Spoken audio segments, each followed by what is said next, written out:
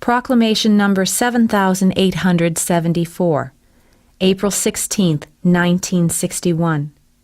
How to follow Jesus. He is my true follower who makes an effort to live on earth as I did, who stands firm in suffering, bears it with patience, and perfects himself in love, for he will mature in his soul.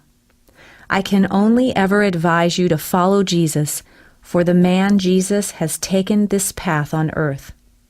His life had truly been hard, yet he bore it humbly. He took up the battle against darkness, i.e., he tried to re-establish order and to enlighten people as to why they lived in spiritual darkness, and what they should do to escape this darkness. He consciously walked the path of suffering and love, and he shaped himself such that I was able to take abode in him. And you should all walk this path, and through love and sorrow, try to shape yourself such that I myself, who is the eternal love, can be present to you. You must follow me.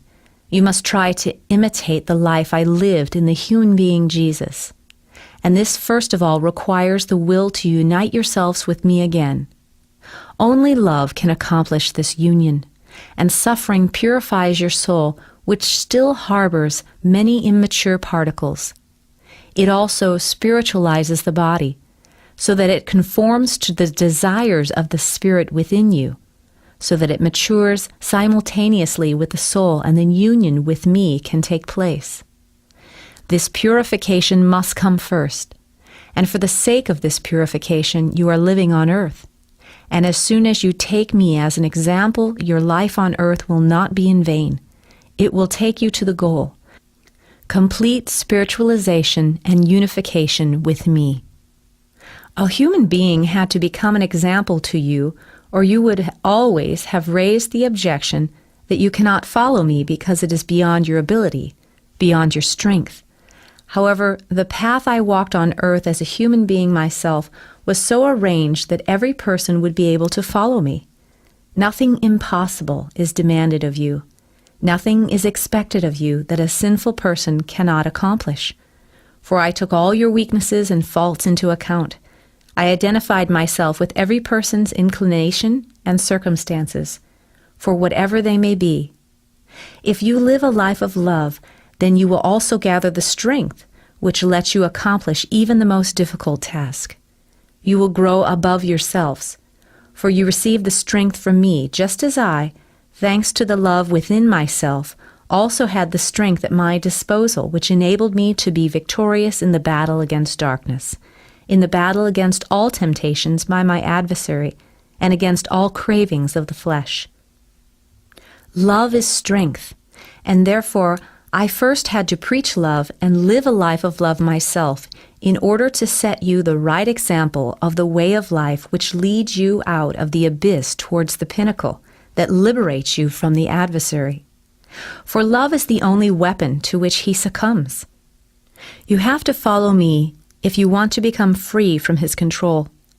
And neither can suffering be avoided if your soul is to become bright and clear, which, in its human incarnation, is still full of impurities, because it is still in the domain of the one who changed his nature to the opposite, who thus can be called evil in the true sense of the word, and to those whose nature you conformed when you deserted me and followed him into the abyss of your own free will.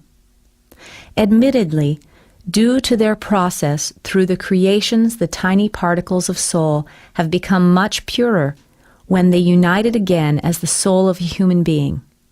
But many impurities will still have to be removed, which can only ever be accomplished by love and suffering.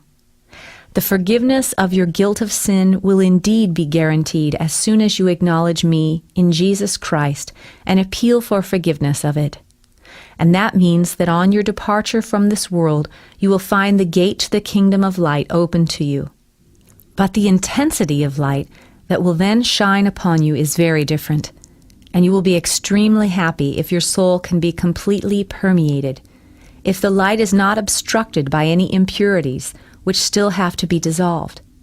And because you can already achieve on earth that your soul will be bright and translucent at the time of its passing away from earth, you shall also humbly and patiently endure all suffering on earth. You always ought to bear in mind that it is only beneficial for the maturity of your soul. You should not try to evade all affliction and always pray, "Father, thy will be done." For I know why I let you walk the path of suffering, and why I spoke the words, "Follow me." If you always try to imagine that I have walked the path before you, which has been so much harder and more sorrowful than yours, then for love of me you should accept everything I send or allow to happen to you. For that is the light cross you have to bear in your earthly life, which only ever benefits your soul. Amen.